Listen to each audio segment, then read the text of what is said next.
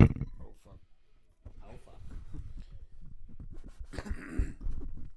But yes, this was the 10th anniversary show of WrestlePalooza. What are some of your favorite WrestlePalooza memories?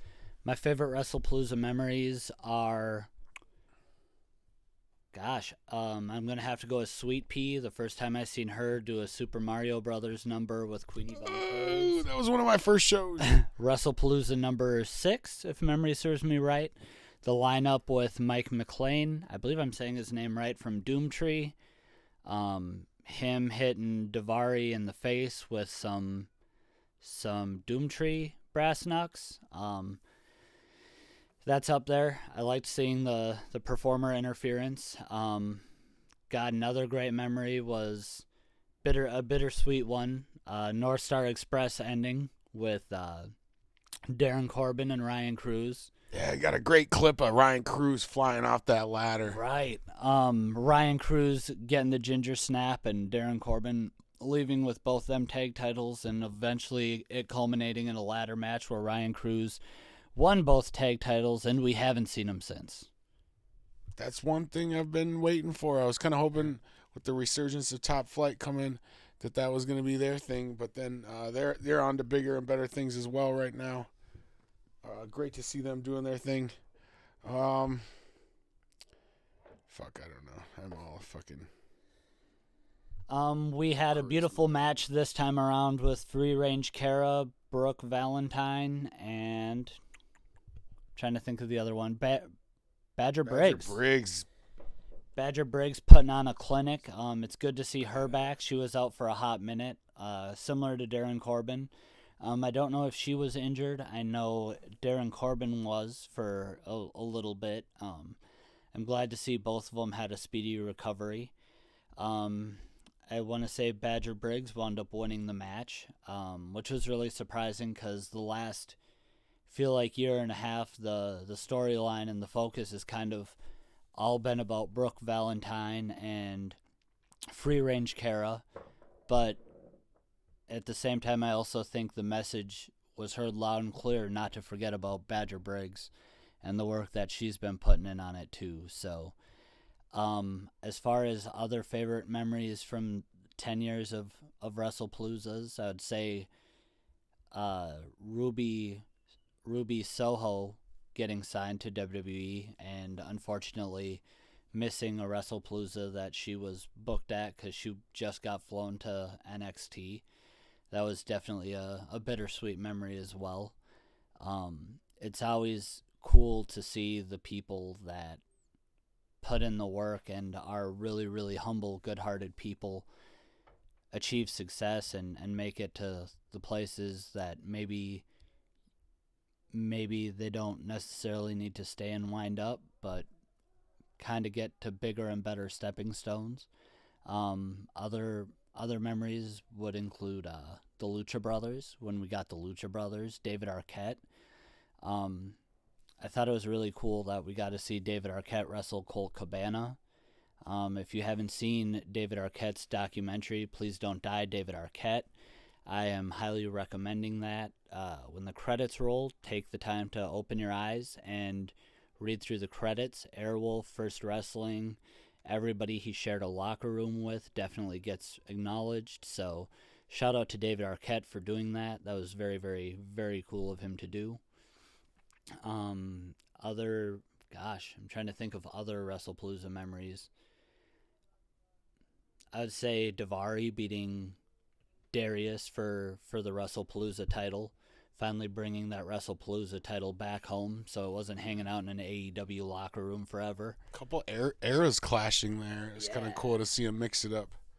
Definitely a prince taking over the throne when a king left, and the king letting the prince know that the throne ain't up for grabs. Definitely some Game of Thrones moments there, and definitely Davari just got the title to keep it warm for the real champ, which is Corbin, and we definitely get to watch him hold that title with such precision and grace and come out wearing Lex Luger puffy shirts at Mall of America on Saturday Night Nitro, and he's a human highlight reel for a lot of different reasons than people would think, and there's definitely a lot of entertainment to be had.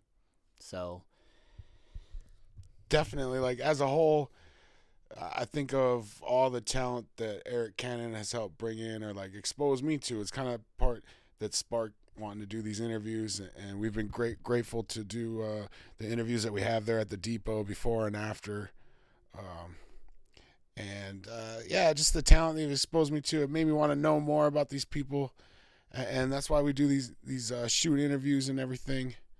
Um, just raising the bar. Like I think it was my first show. I went to Pro Wrestling Battleground, and there was the flyer to Palooza, and just seeing everything that was about and like the party atmosphere. It's almost bigger, like being there at historic First Ave. Um, just the whole experience as a whole is it's like no other. It's definitely life changing. If it's not on your bucket list, it should be. It's beautiful to see that all these different states kind of are starting to have their own WrestlePalooza, whether it's Mondo Lucha or Lucha Vavoom. There's different variations of it in California and Milwaukee, and it's definitely beautiful to watch a scene boom. I feel that there's always something for everybody, from burlesque to performers to musical acts to just everything. I mean, everything that WrestlePalooza I feel has encaptured in the last decade has just been timeless, and I don't know how to compare it besides Dr. Dre the Chronic followed by Dr. Dre the Chronic 2001. You know what I mean? Nobody thought somebody could catch lightning in a bottle once, let alone twice. And I always feel that Cannon has like an infinite amount of bottles of lightning that he's caught, because everything that he does is, I don't mean to say that it's flawless, because I'm sure that behind the scenes are definitely something that isn't as fun as the fans get to see, and I'm sure that it's a lot of work, and we're all super grateful for it from a fan standpoint. But it's something beautiful, from Bauhaus to the Uptown shows to the WrestlePaloozas to the Nitros to everything. Even the Saturday Night Nitro that happened in the Rosedale Mall in the closed down Macy's. I mean, that's not something that we thought we would ever be able to get. Not only did we get that, but we had the opportunity to come together as a community and watch pro wrestling in the Mall of America. That I'm still flabbergasted by that. We still got the opportunity to throw axes with Big Ol' Possum. We could hang out with Colt Cabana and Ethan Page and play games on the fourth floor, I think it was, where they had their fan interaction experience. And it was just everything that First Wrestling has done is definitely something that's inspiring. And if it's not inspiring to you, I hope that you look into it and let it inspire you. So yeah, very grateful to have a promotion like First Wrestling in our area here in Minnesota, to be able to check it out. And like we said, just much respect to Eric Cannon. It's cool to see these shows too. You kind of get to see a little bit of his creative side, and how these shows come together in the unique way that he promotes them, and how he's grown it from and built it up from the the small crowds at the beginning, where they would talk about how there were seats still there, and what it is, what it's become.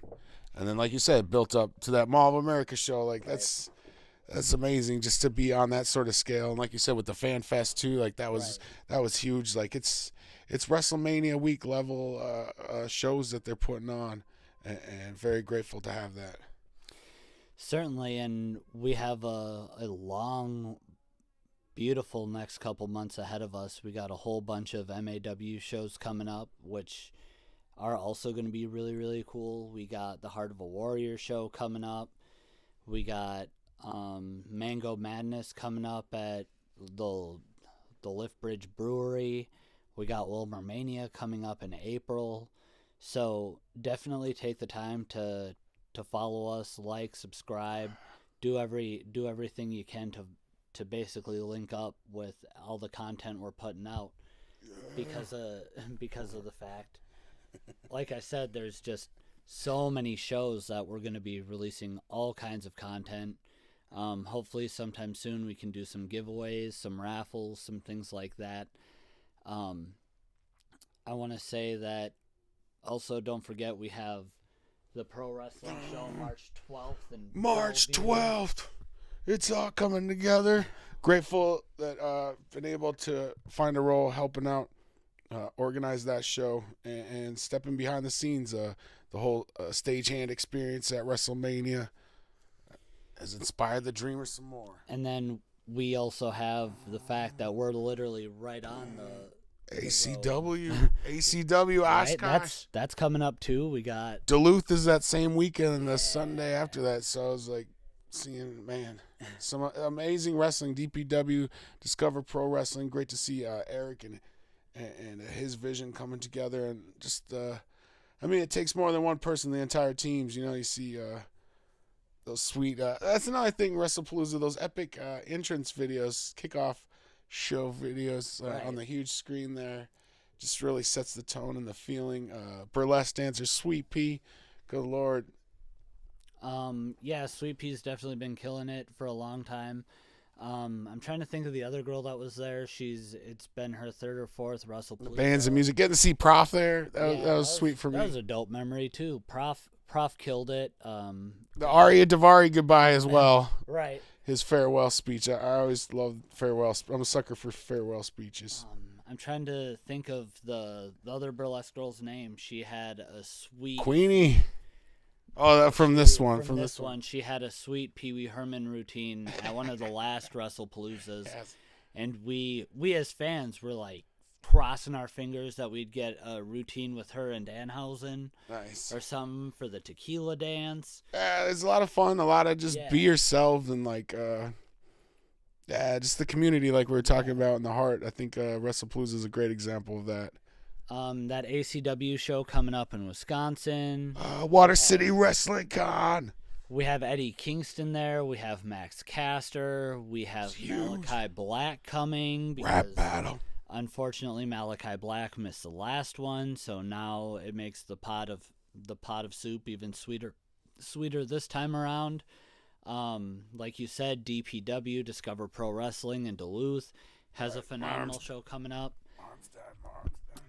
Other than that, I want to say if you buy your tickets to DPW, that if you buy your tickets VIP, I think they have a pre-show going on where it's a whole separate show type deal, but it's only available for VIP ticket holders. Yeah, very unique. Very unique idea, very unique concept. I feel like we also have Broken Hearts coming up from MAW.